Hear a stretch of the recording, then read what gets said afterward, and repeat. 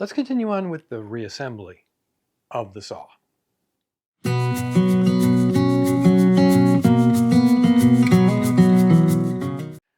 Welcome back to the shop and the channel. And before we get on with the getting this all back together again, let's do the smoke test.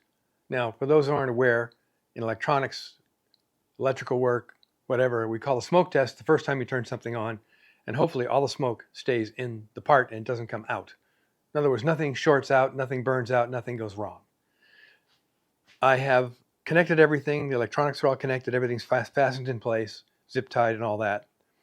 I've got a blade in it and the cartridge in it, and it's adjusted. This is, and with full disclosure, this is absolutely the first time I'm turning this saw on after putting it all together. Once the smoke test is done, if it's successful, then we can continue on. Now I've got to put the top back on. So my neighbor BJ is going to come over. We're going to put the top back on, but you don't need to see that because it's the exact same opposite of taking it off. I did order an alignment tool from Stupid Smart Tools, link in the description, that'll allow me to align the top to the blade through the miter slot and make sure the fence is aligned correctly to the blade through the miter slots.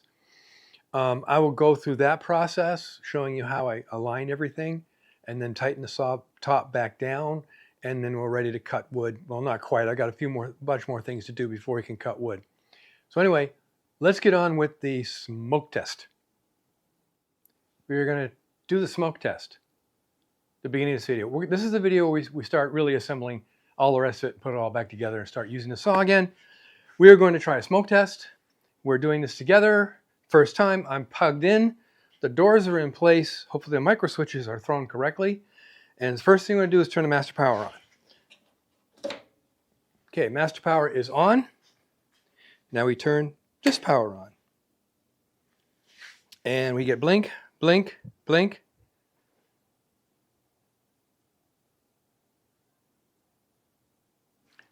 And it's still got a blinking going on. Okay, it's out. I have a green light. Can you see that in camera? I have a green light. The blinking is out. Now, the smoke test. Can we keep the smoke inside the saw?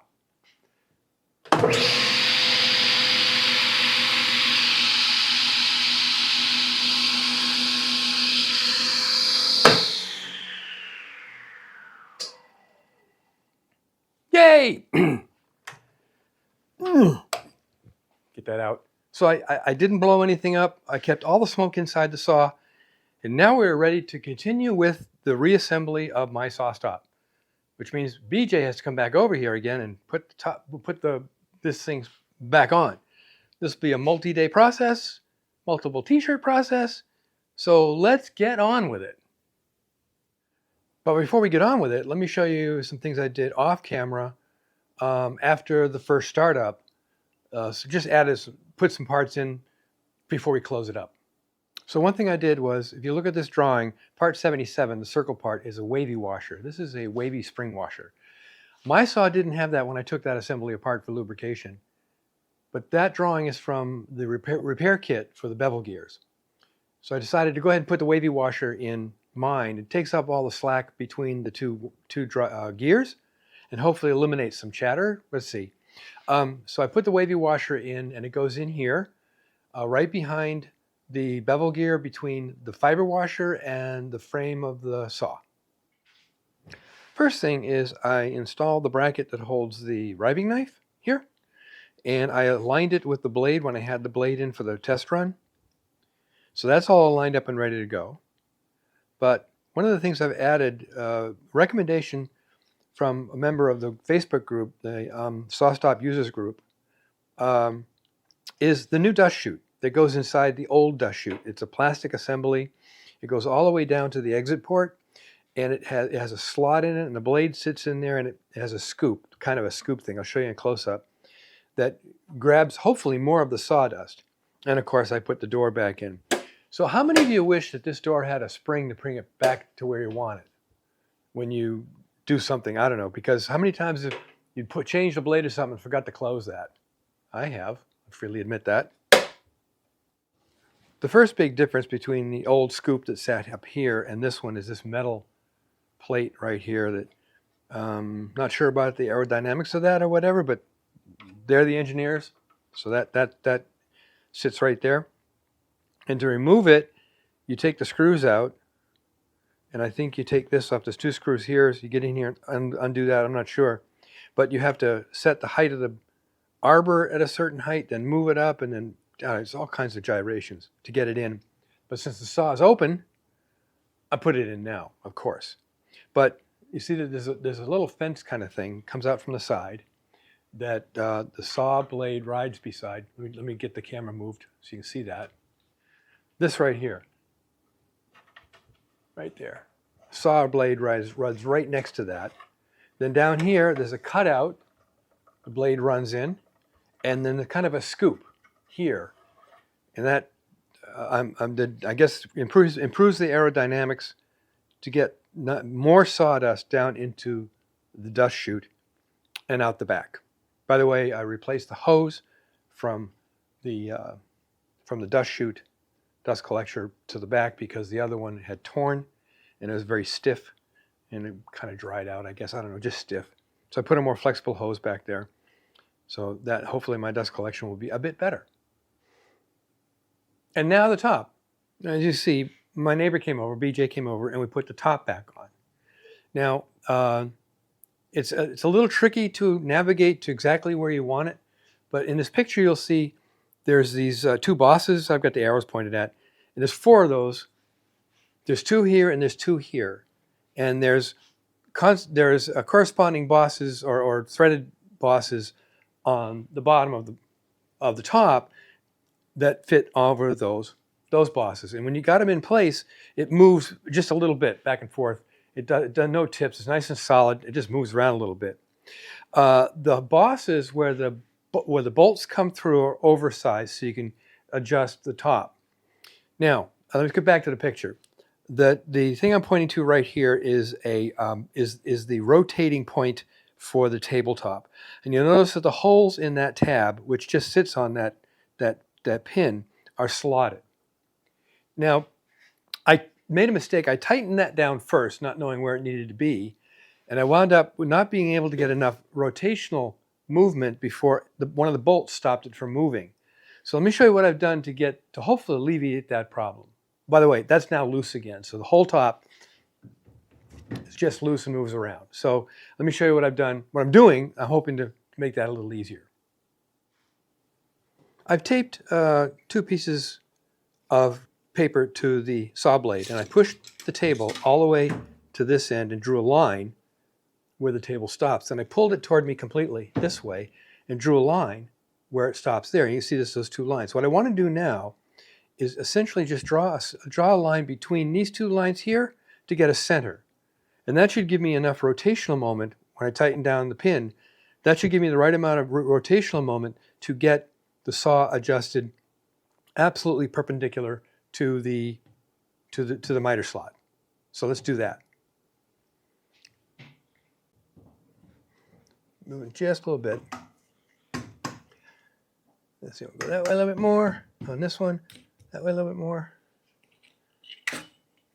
No, that's not quite right.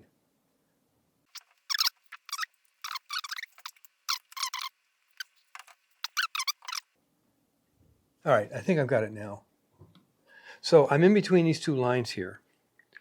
So now what I want to do is I want to tighten down the pivot point. Whoops, tighten down the pivot point over there.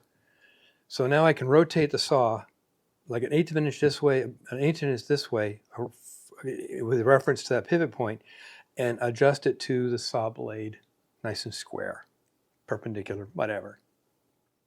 I've got it where I want it, so I can start making the adjustments. I may have to loosen things up again. I don't know. We'll see. But to make the adjustments, I mentioned this, I think, in a previous video, or maybe earlier in this one. I don't know.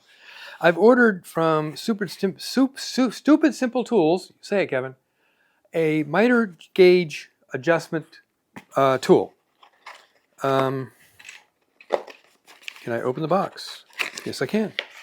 So, bunch of little cardboard thingies. So, what it is basically, this is the tool itself. It slides back and forth. It's got a slot in it so it can't rotate. And it's got a locking knob that locks it in place from here to there. Okay. And then it comes with its own little dial indicator. Comes with a dial indicator. And that slides into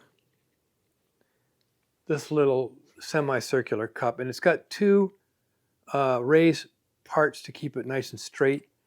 And that mounts right in there. And I've already figured out which one it is because it's tiny. There's a little grub screw, set screw, whatever, in the bottom here that locks it in place. It's 2mm. So that's the tool I'm going to use. And what I'm going to do is I'm going to run it across the surface of the saw blade first. Oh yeah, it's spring loaded here with these beads into the miter slot. So that's how it stays in place. So I'm going to get this in place, and I'll go and move this up against the saw blade. And I'll run this back and forth against the blade and then do the fine adjustments against one of the teeth. So let's get busy with that. Running this back and forth on the surface of the blade was kind of not worth watching. But I can tell you, you can get a precision indexing plate to go on your saw that's square and comes up and goes back and forth. You run it back and forth and get everything squared up. But I can use this for several things in the shop. That indexing square plate, which is kind of expensive, I can only use it on the table saw only. So I didn't buy one. So now let's go ahead and do the finicky bits and do the measurements against a tooth. I've already marked a tooth right here. Let's do a tooth. From back, front, back, front, back, front. And it's a lot of adjustments, so this is going to be I'll just show you the kind of the highlights, but this can take a long time. Okay, I've made a couple of adjustments, loosened some things up, and then tightened them back up again over here with the thing. Now, this has got a rounded tip on it, and the blade wants to move because there's spring tension kind of in the belt. So that's right at 30 thousandths there. I bring the same tooth over to this side.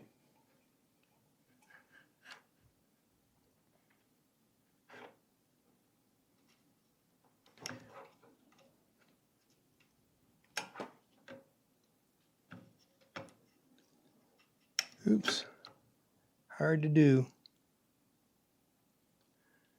And that is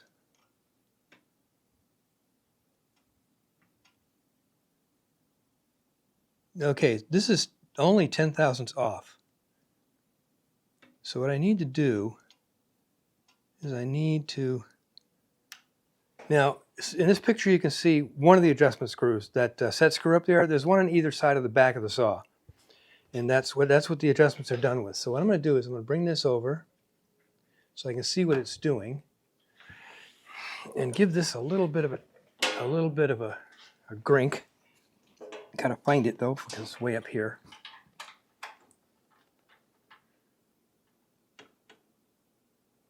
Okay, I went about 5 thousandths on that. So let's see what we got.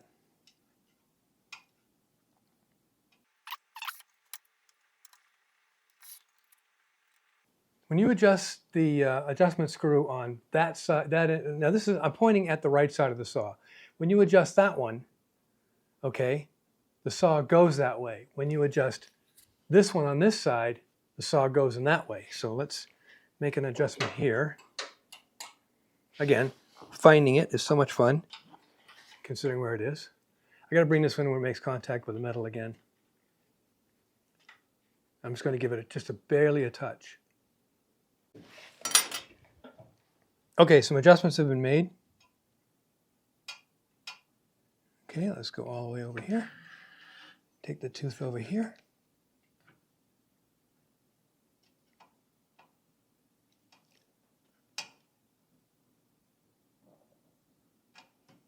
Just a little bit the other way.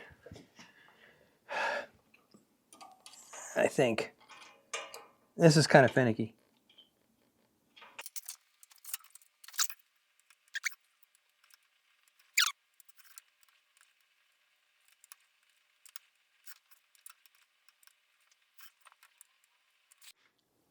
Okay, I've got that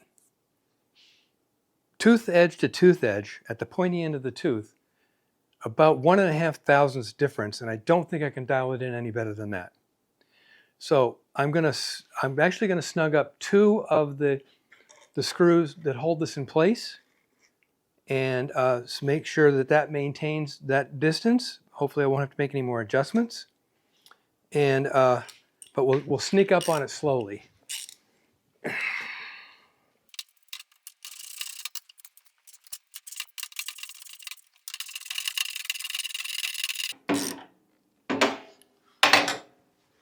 What I did was I made sure that those alignment pins were touching up against the bosses on the tabletop. So let's do a quick check here.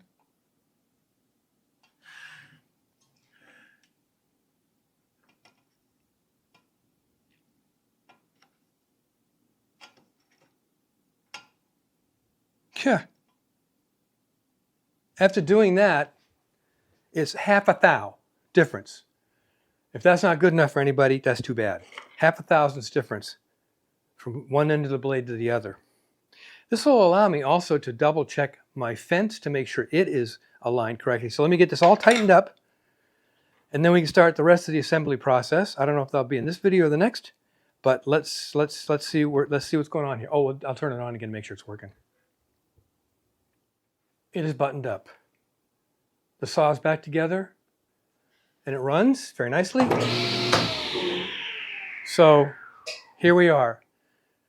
You don't need to see me putting the rest of this together.